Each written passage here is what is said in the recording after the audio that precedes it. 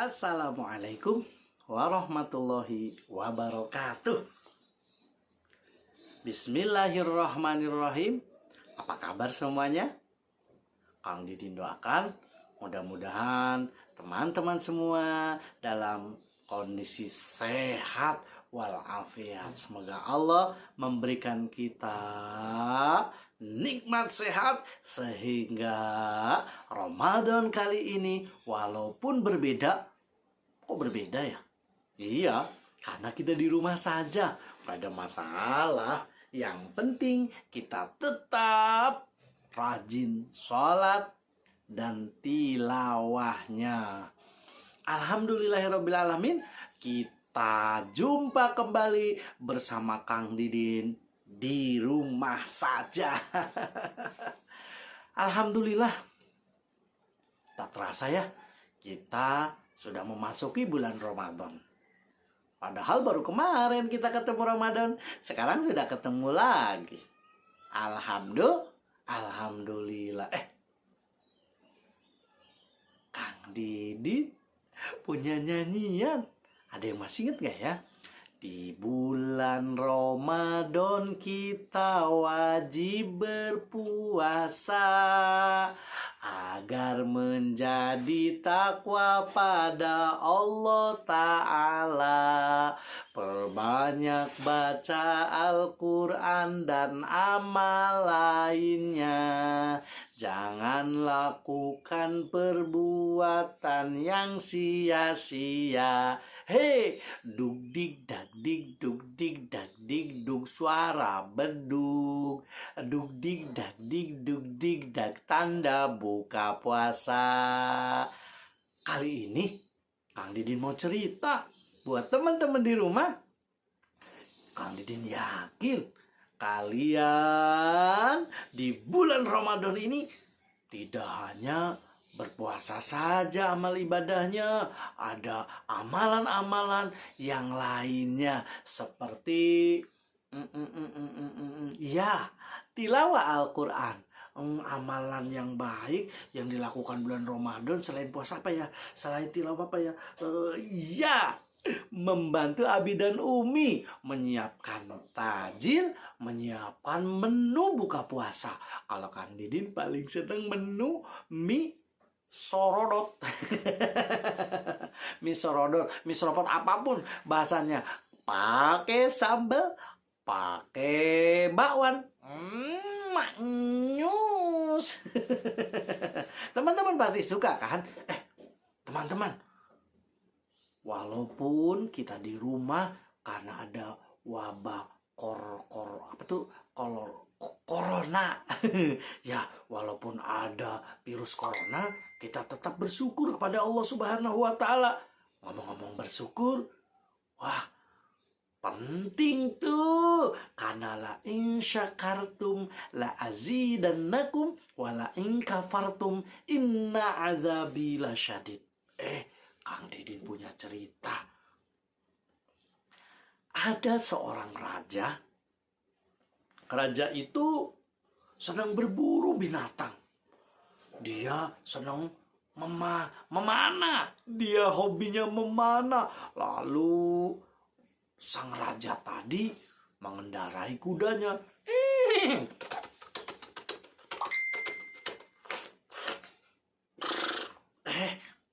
Sang raja berburu binatang buas.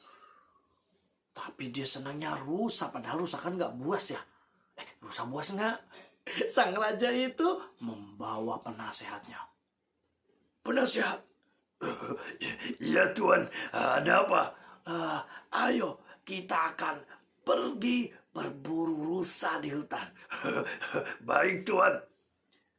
Sang raja pun berangkat dengan kudanya. Sesampai di sana diambil anak panahnya.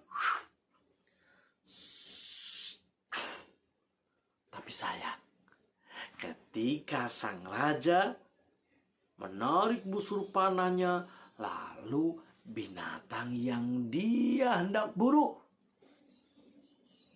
tidak kena. Alhasil sang raja pun kecewa. Aduh, Kenapa nggak kena? Diambil lagi panah yang kedua. Diambil lagi yang ketiga. Nggak kena. Penasehat pun mengatakan, alhamdulillah. Hah, kenapa alhamdulillah? Kena dan tidak kena itu bukan tujuan. Yang penting kita sudah melakukan yang terbaik. Tapi aku kecewa. Udah, syukuri saja. Ternyata teman-teman, sang raja malah marah. Dia tersinggung perasaannya karena sang penasehat tadi nih, asisten rajanya, dia selalu mengatakan alhamdulillah supaya bersyukur kepada Allah. Hai, kau akan ku penjarakan kau. Kenapa Tuan Raja? Karena kau telah menyinggung perasaanku.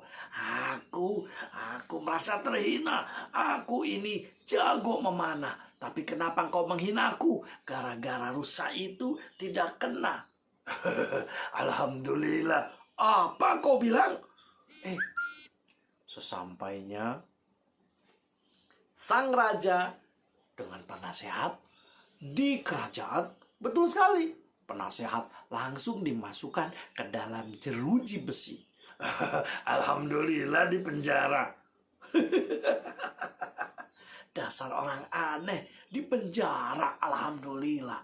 Tapi teman-teman, sebulan, 2 bulan, 3 bulan, sang raja pun berangkat. Dia hendak mencari binatang lagi. Dia berangkat bersama bala tentara yang lain.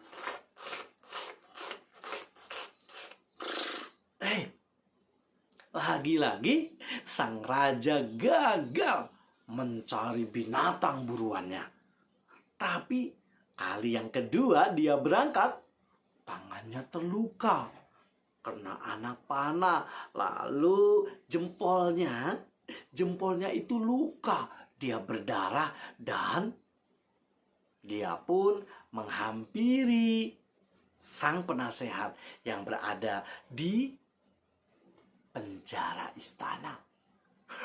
Alhamdulillah Tuan Raja. Kalau seandainya Tuan Raja luka jempolnya, dasar akan ku perpanjang masa tahananmu, wahai penasehat. Alhamdulillah Tuan Raja. Tuan Raja merasa kesakitan.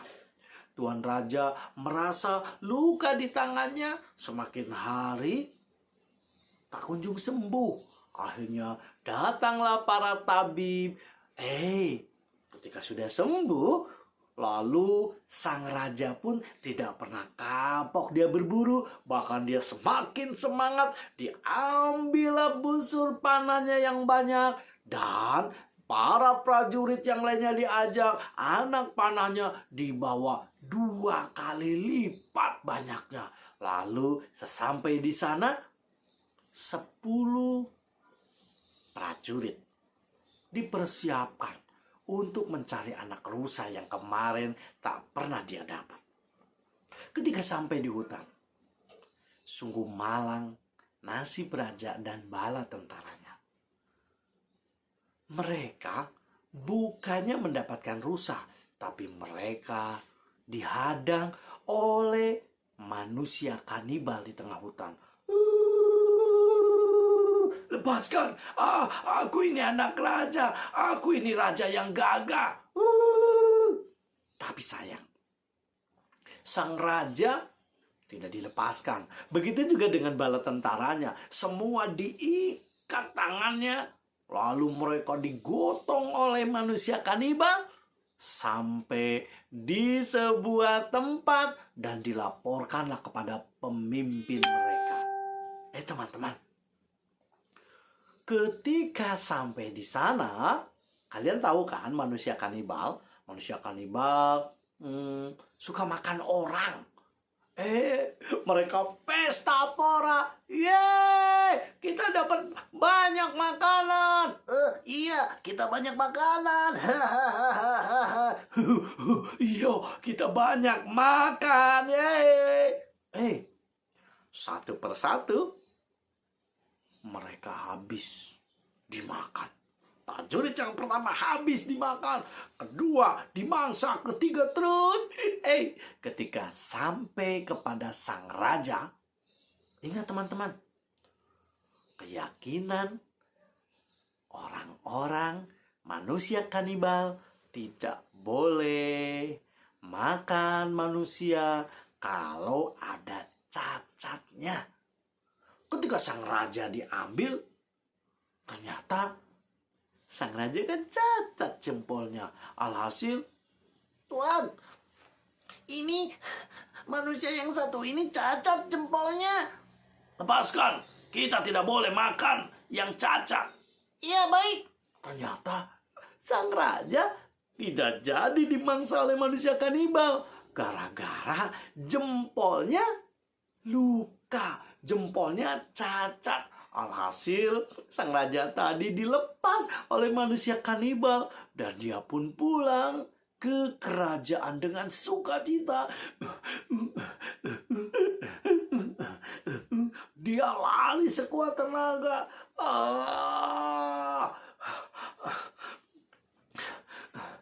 Sampai di hutan, yang Tuan Raja cari adalah sang penasehat. Dia lalu mengeluarkan sang penasehat. Penasehat, ayolah keluar. Kenapa Tuan Raja? Dengan terbata-bata, sang raja mengucapkan Alhamdulillah. Dan dia bercerita tentang apa yang baru saja dialami. Tentu saja sang penasehat lebih bersyukur kepada Allah. Alhamdulillah ya Allah, aku untung di penjara. Maksudnya, kalau seandainya Tuan Raja tidak memenjarakan aku di istana, tentunya Tuan Raja mengajak aku berburu dan aku pasti habis dimangsa oleh manusia-manusia kanibal. Alhamdulillah ya Allah, senang rasanya. Betul juga ya teman-teman. Coba kalau seandainya penasehat itu tidak dipenjara, mungkin dia sudah habis dimangsa manusia kanibal.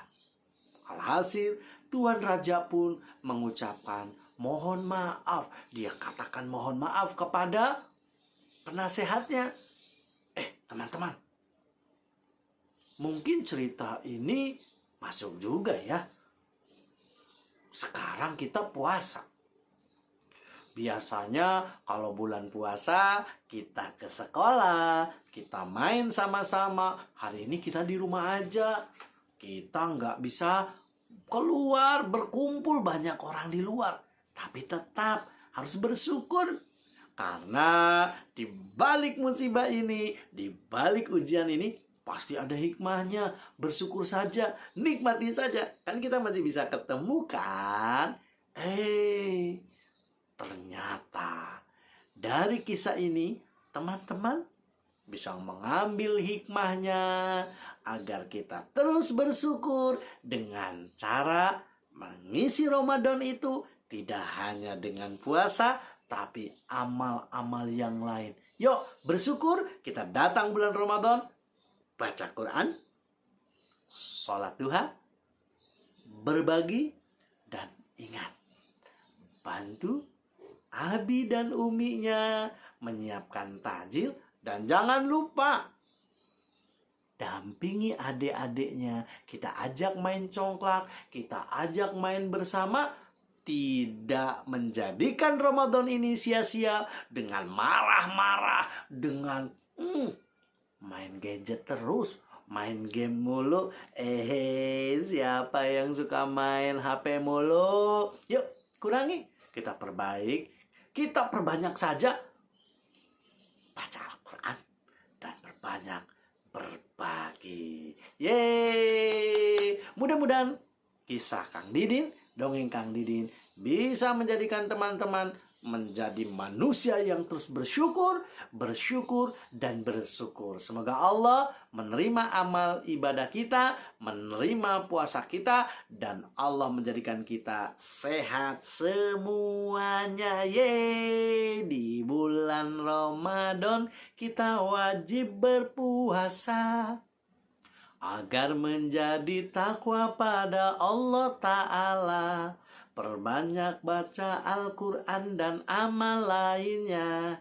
Jangan lakukan perbuatan yang sia-sia. Hei, dug dig dag dig dug dig dag dig dug, suara bedug. Dug dig dag dig dug dig dag, tanda buka puasa. Wassalamualaikum warahmatullahi wabarakatuh.